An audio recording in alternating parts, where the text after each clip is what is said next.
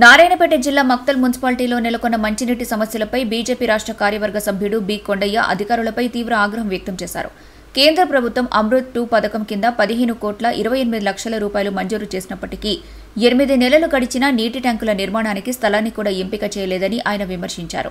గత 4 నెలలుగా మక్తల్లో నీటి సరఫరా అస్తవ్యస్తంగా ఉండటంతో ప్రజలు తీవ్ర ఇబ్బందులు పడుతున్నారని, మిషన్ భగీరథ పైపులు లీక్ అయినా శాశ్వత మరమ్మతులు చేయడంలో అధికారులు విఫలమయ్యారని మండిపడ్డారు.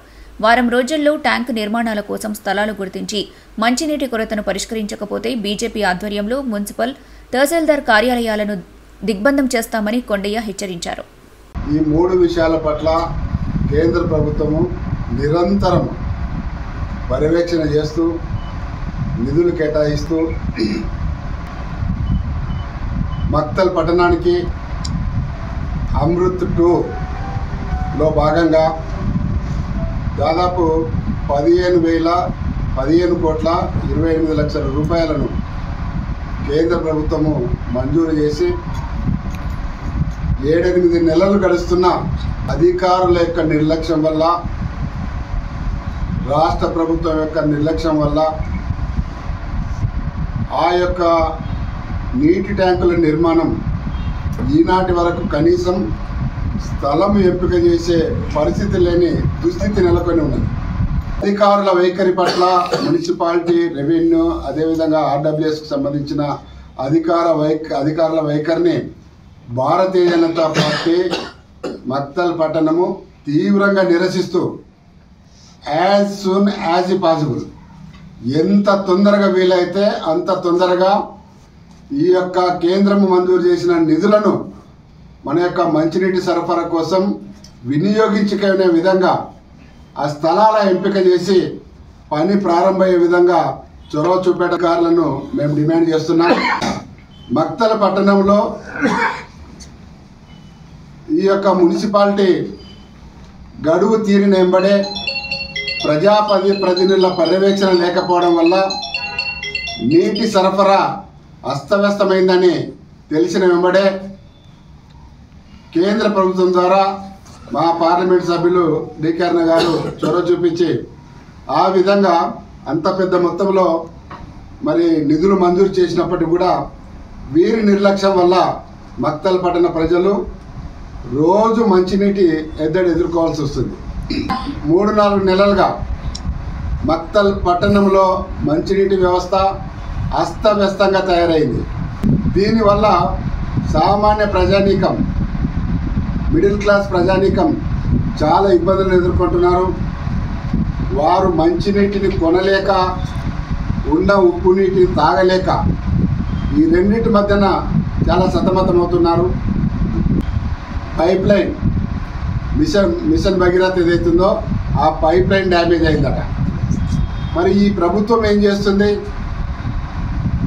ఈ 2 నియోజకవర్గాలు ఉన్న ప్రజాప్రతినిధులు ఏం చేస్తున్నారు? అధికార యంత్రాంగం ఏం చేస్తున్నది? పైప్ లైన్ లీక్ అయితే, పైప్ లైన్ డ్యామేజ్ అయితే 4-5 నెలలైనప్పటికీ కూడా మరి ఎందుకు వాటిని పర్మనెంట్గా రిపేర్ చేయడం లేదు? నిధులు లేక, ఒకవేళ సమస్య ఉంటే దాన్ని అర్థం చేసుకోవచ్చు. నిధులున్నాయి, నిర్మాణం చేస్తే నీటి సమస్య తీరుతుంది. లేదా ప్రస్తుతం ఉన్న ఏదైతే పైప్ లైన్ డ్యామేజ్ రిపేర్ చేసి పర్మనెంట్గా మరి ఆ విధంగా నీటి సమస్యను పరిష్కారం చేయొచ్చు. గతంలో మేము అనేక పర్యాలు మొత్తుకున్నాం భారతీయ జనతా పార్టీ పరంగా. మిషన్ భగీరథంతా కూడా కమిషన్ భగీరథగా నడుస్తున్నది. నాసి రకం పైపులు వేస్తున్నారు. దీనివల్ల ఫ్యూచర్లో చాలా సమస్యలు వచ్చే అవకాశం ఉంది. దీని మీద దృష్టి పెట్టండి అంటే ఆనాటి ప్రభుత్వం కానీ ఆనాటి ప్రజాప్రతినిధులు కానీ నిర్లక్ష్యం చేయడం వల్ల, కాసులకు కక్కుర్తి పడడం వల్ల, కమిషన్లకు కక్కుర్తి పడడం వల్ల ఆ విధంగా నాసి రకం పనులు జరిగినాయి. వాటి ఫలితాన్ని మనం ఈరోజు అనుభవిస్తున్నాం. ఇప్పటికైనా పర్మనెంట్ సొల్యూషన్ ఆ water pipe line leakage damage అవుతుందో వాటిని పూర్తి చేసి మక్తల ప్రజలకు నిరంతరాయంగా ప్రతిరోజు మంచినీటిని సరఫరా చేయాలని చెప్పి మేము డిమాండ్ చేస్తున్నాం.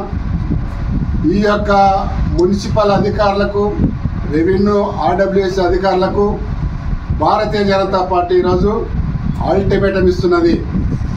ఒక 4-5 రోజుల్లో ఈ యొక్క మంచినీటి సమస్య, ప్రస్తుతం ఉన్న మంచినీటి సమస్య పైప్ లైన్ను రిపేర్ చేసి వాటిని నీటి సరఫరా సక్రమంగా అయ్యే విధంగా చొరవ తీసుకోకపోతే, అదేవిధంగా కేంద్రం శాంక్షన్ చేసిన అమృత్ నిధులలో మరి వాటర్ ట్యాంక్స్ నిర్మాణం చేయడానికి స్థల ఎంపిక చేయలేకపోతే భారతీయ జనతా పార్టీ మున్సిపల్ కార్యాలయాన్ని, అదేవిధంగా తహసీల్దార్ కార్యాలయాన్ని దిగ్బంధనం చేస్తామని చెప్పి ఈరోజు భారతీయ జనతా పార్టీగా పరంగా హెచ్చరిస్తున్నాం.